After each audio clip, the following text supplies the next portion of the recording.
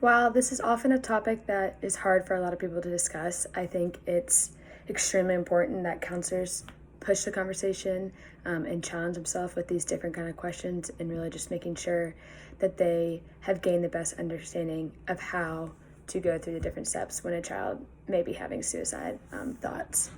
And so, what do you do when you suspect your client is at harm to themselves?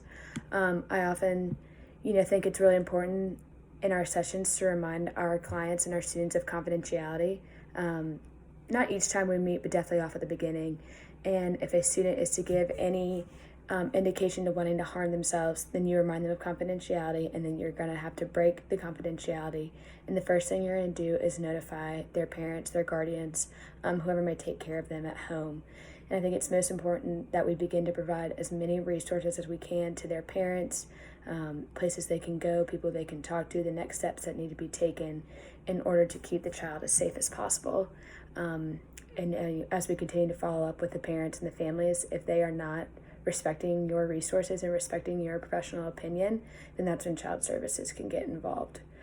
So those are the first main steps that you have to take when a client is at harm to themselves, is definitely making sure you notify home. And then various steps go on from there. Specific questions you should ask your students. I think it's very different at age levels. With the older kids, I think it is often important to be clear and direct and often really challenge their thinking. Ask them if they've ever actually thought about committing suicide, or have they ever wanted to act on those thoughts before, or have they only been thoughts? Have they ever actually begun the process? Do they have a plan?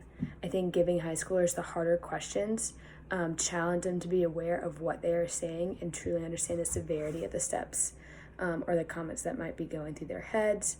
But trying to be vague and trying to be, soften them, I don't think will necessarily click in their heads the severity of sometimes what they are saying. With the younger ages, I think it's super important to kind of gauge with them what their idea of death really is.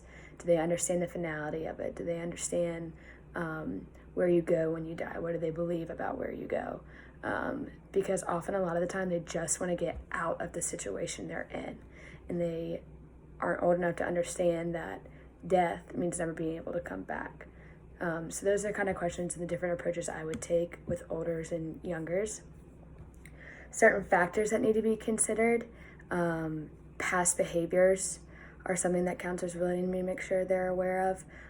Have these students been, have suffered from depression or anxiety, or have they had mood disorders in the past? That often makes them higher risk for actually attempting suicide in the future. Family history is really important. Does somebody in their home suffer from depression? Have they had suicidal behaviors, or has there actually been a suicide within their family? Then it's also the other side of family history is understanding what their home is like. Is there abuse? Is there neglect? Is there a money issue, a substance abuse issue? Is there a reason why this child wants out of their life and away from something different? And then any additional factors about the child themselves, their life stressors. Do they have academic pressures, relationship struggles, sexual orientation? So many things that kids in society nowadays, it's just so much more prevalent in their lives and so much stronger and so much harder for them to go through. So I think those are all really important factors to think about. The assessment I chose, so I found one online and it was really interesting to read through all the different ones. This one uses a scale of 0, 1, or 2, and it allows, I think, counselors an easy way to visualize the totals when they come about. The severity in the range of 0 to 2 is very easy to break down, to understand, to see. And so it begins with emphasizing pieces such as was the child in isolation, the timing of it, where they may have been, kind of all the precursors to the moment. And then it focuses on the actual act. Was there a note? Was the severity of the attempt? Was it more just thoughts and discussion, or was it actually acted upon? And really, what was their mindset in that moment? The questions, I believe, do a good job isolating the one certain event, the moment it might happen. However, it does not dive into any personal history about the student. And I feel like this would require a little bit more paperwork that was needed in order to really understand the student as a whole. But the evaluation is, I think, really important when trying to understand maybe that one specific time frame and what the child was feeling and going through. And then it leads the counselor to make recommendations based off the scores and the outcomes of the evaluation. I think anything in written form that allows the counselor to calmly look through their thoughts, using scales, using not just their own opinion, is great ways to make sure the children are getting the best care they can get, and the next steps to keeping children as safe as possible. Yeah, thank you.